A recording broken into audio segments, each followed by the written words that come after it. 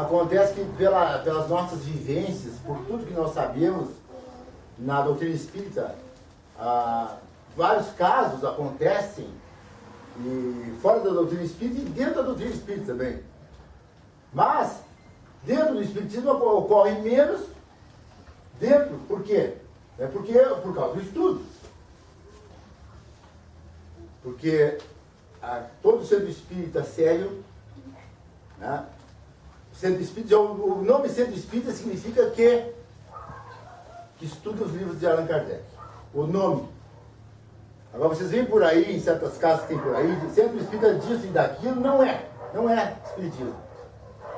Então o centro espírita estuda e age diferentemente, e as pessoas vêm no centro espírita trabalhar amorosamente, gratuitamente, e se doam. Isso não quer dizer que nós não tenhamos que pagar a luz, nem a limpeza, nem as cadeiras, nem o telhado, nem a pintura. Aí é outro papo, é outra questão. É a questão que todo mundo tem que ajudar a manter uma casa, né, com alguma coisa. Então é uma parte material que nós precisamos, todo mundo precisa. Né? E então, mas nos trabalhos espíritas, na dedicação de passe, de palestra, de estudo, de atendimento fraterno e tudo mais, água frutificada, tudo isso é gratuito. É dado de graça, que nós recebemos de graça dos espíritos. Estamos recebendo de graça deles aqui. Então estamos devolvendo para as pessoas, espalhando para as pessoas gratuitamente. Então, vejam que o caso, por exemplo, o Acelino, o André Luiz, no livro Os Missionários, ele conta então que se deparou com um cidadão que está lá no mundo espiritual, e vocês, quando examinarem as obras espíritas, vocês vão ver que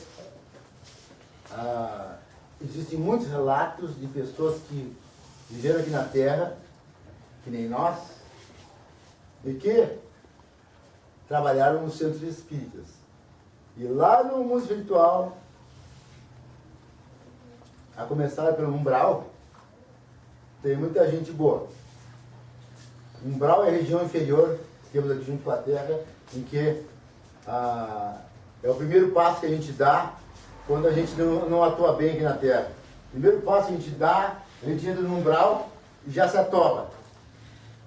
Né? É a zona de sofrimento, é a zona onde as pessoas estagiam por um tempo, porque devido aos seus fluidos, às suas vibrações pesadas. Então nós vamos encontrar criaturas que nem o Acelino, já num hospital lá no mundo espiritual, com um grande problema de consciência. Então o Acelino, com um grande problema de consciência, ele estava lá conversando com as pessoas, e algumas pessoas ficam orientando, né? Alguns espíritos mais evoluídos ficam orientando: olha, meu caro, tu não deve te preocupar assim tanto, né? Mas eu fali, né? eu desvirtuei a mediunidade. E aí ele conta assim, ele conta que ele era proveniente da colônia Nosso Lar. Todo mundo conhece aqui, todo mundo viu o filme, né? Nosso Lar. O melhor filme espírita até hoje, segundo a minha opinião, é o Nosso Lar. E então o Acelino saiu lá do Nosso Lar, tudo planejadinho. É isso que nós temos que entender, nós aqui que somos espíritas e candidatos a espírita, e nós temos que saber dessas questões assim, para que a gente veja como a gente não está aqui por acaso. Nada é por acaso. Nada, não. Sabe, a minha situação, a minha cor, sabe, a minha postura, as minhas deficiências, as minhas dificuldades, nada é por acaso. Sabe? Tudo é uma somatória. Sabe? Eu estou vindo de milhares de anos. E então nós estamos aqui na Terra assim, usando, né, um corpo de carne e osso. Né? A gente está aqui vivendo as coisas materiais, mas a gente não pode, por isso que é importante que nós busquemos o mundo espiritual, a espiritualidade, as coisas espirituais em primeiro lugar, como disse Jesus. Que o resto a gente consegue. Mas então, o Acelino contando que lá, planejado, lá daquela colônia, a encarnação dele, para ser um médium de grande contribuição. E ele veio, tudo certinho, tudo, mil e uma promessas, vamos lá, a gente promete tudo sempre, né? Sempre a gente promete tudo. E aí chega aqui na Terra, daí começa, né? Aí começa a ver, televisão nova, carro novo, casa nova, roupa nova, perfume, viagem. Não vou nem falar em mulheres e uísque, porque tá demais isso aí, né? Então, aí o Acelino, lá pelas tantas, trabalhando no centro espírita, aí ele passou a entender, a pensar que ele poderia cobrar assim que nem o sacerdote da Igreja Católica ganha salário. Ele deveria ganhar salário também, lidando com as coisas espirituais. Porque você sabe, né, que as outras religiões eles ganham salário. Arrecadam dinheiro, ganham salário e são ricos. Só que no cristianismo primitivo, nos primeiros 300 anos do cristianismo, todos os cristãos sabiam e tinham essa noção, tinham várias noções, né, inclusive de reencarnação, e tinham a noção de que deveriam trabalhar, todos deveriam trabalhar. Aí o espiritismo hoje, que é o cristianismo redivivo, tá? O espiritismo, depois que nós estudarmos bastante, a gente observar bem, o espiritismo, ele vem trazer a mensagem de Jesus como ela foi dada e interpretar de maneira inteligente, racional. Então o espiritismo demonstra para todo mundo, para todos, que nós não podemos viver às custas da plateia, dos frequentadores da casa espírita. Nós não podemos viver às custas de ninguém. Então todos nós temos a nossa profissão. Durante o dia, vamos à luta, e se sobrar tempo de noite, então nós vamos lá para a casa espírita, né? Normalmente a gente sobra tempo à noite. Ou se sobrar de dia, a gente trabalha de dia também. Quem é aposentado, então, ótimo. Que nem é o nosso caso. Então, o Acelino resolveu assim, não, eu tenho direito a um pagamento. E botou na cabeça isso. E mais os amigos, realmente, assim, realmente, mas tu merece, tu tem que cobrar.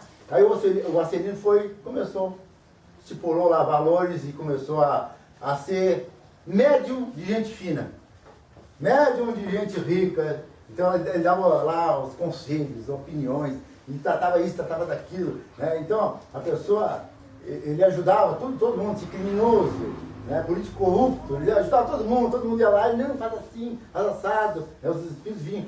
Mas só que os bons espíritos que estavam no início com ele, fazem assim, ó. Viram de costas e ficam aguardando. E o Acelino, depois que ele passou a atender as pessoas cobrando, né, ele passou a ser assediado pelos espíritos. Você sabe que nós temos milhões de espíritos à nossa volta, né? São milhões. São cerca de 20 bilhões de espíritos na nossa volta aqui na Terra. Então, o pensamento é a maior força que tem no universo. Então, tudo que a gente pensar aqui, eles estão captando nosso pensamento e vêm para junto da gente. Então, aí eles viram o Acelino lá, um médium, atendendo e dando dicas, e dando negócio de dinheiro, negócio de namoros, negócio, né, de negócio, e tudo que era coisa. E o Acelino ficou com aqueles espíritos. Então os espíritos vinham ali e davam dicas e orientavam as pessoas daquele modo. Então as pessoas são orientadas. As pessoas não são orientadas, não eram orientadas como aqui na casa espírita ou no centro espírita se orienta. A orientação que são daí de negócio. Por isso que não se faz isso na casa espírita. Né? Por quê? Não se faz isso porque nós temos um objetivo mais largo, mais amplo, né? mais profundo, de levar para as pessoas o que é a vida. O que realmente é a vida, o que eu estou fazendo aqui na Terra, aquilo que o nosso irmão Hélio estava falando, né? Por que eu estou aqui na Terra? O que eu sou? Então, diante disso, o Acelino foi, e os espíritos bons se afastaram, se retiraram, e ele ficou só com aquela espiritada, né, malévola, negativa, então esses espíritos ficaram com ele, e a vida foi passando, e ele ganhando dinheiro. E ele, lá pelas tantas, ele adoeceu, e quando ele desencarnou, como é o caso de todos nós, né? Todo mundo aqui vai ter que apitar um dia, não adianta, né? Vai ter que bater as botas um dia, não adianta. Né? Porque quando a gente conhece a doutrina espírita, a gente não fica com medo nenhum de morte. Nem fica se escabelando, né? Quem tem cabelo, ele fica se escabelando quando alguém morre. Porque, né, outro dia ainda alguém me dizia, né? Ah, vocês espíritas são tão frios. Não, há um engano aí, nós não somos frios. Nós temos a tranquilidade de entender o que seja a vida e a morte. Certo? Então nós temos essa tranquilidade de entender o que é a vida e a morte. Então nós sabemos que a vida continua. Nós não acreditamos. Nós sabemos. É diferente. Que a vida continua. Então, pela orientação do próprio Allan Kardec, que a gente tem que cada vez mais, pelo pensamento, penetrar no mundo espiritual para poder entender essas coisas. Para poder se aclimatar, sabe, se tranquilizar. Então, aí o Acelino desencarnou. Quando ele botou o pé do outro lado, assim, né? Diretamente no umbral, né? Aqueles voos que tem aí aí ele sem escala, né? Ele botou o pé no umbral, aí já pegaram ele aqui, ô amigão, vem com a gente. Os vários consulentes dele, que eram pessoas que faziam negociatas, crimes, etc., estavam lá esperando ele para continuar. Falando com ele, pedindo dicas para ele de negócio, dicas de namoro, dicas de noivado, dica de, sabe, de passar os outros para trás, assim. Então vejam, que aí então ele está lá agora no hospital, estava lá no hospital, e com um drama de consciência, assim, ó, se recuperando, e achando que não tem perdão. Se achando, né, porque a pessoa se dá conta que a grande realidade da gente é quando se desencarna. Que o espírito assume, sabe, assim, um controle maior de si, né, muito maior, que durante o corpo aqui, durante a vida corpórea, nós não temos noção das coisas, a gente está vivendo o mundo aqui, vivendo aquilo que os nossos 5 sentidos conseguem captar. Ou 6, né, como diz aquela música lá, do programa espírita. Mas então aí ele agora lá sofrendo no mundo espiritual porque ele simplesmente não fez aquilo que está escrito nos nossos livros espíritos aqui, sabe? Que nós temos que seguir. Nós temos que seguir porque a mediunidade é um dom gratuito para ser distribuído para os outros. Para qualquer um, para pobre, para rico, para qualquer remediado, para qualquer um. É para distribuir para todos. A mediunidade não foi feita não foi criada, não foi instituída por Deus para nós vivermos dela. Por isso que o Moisés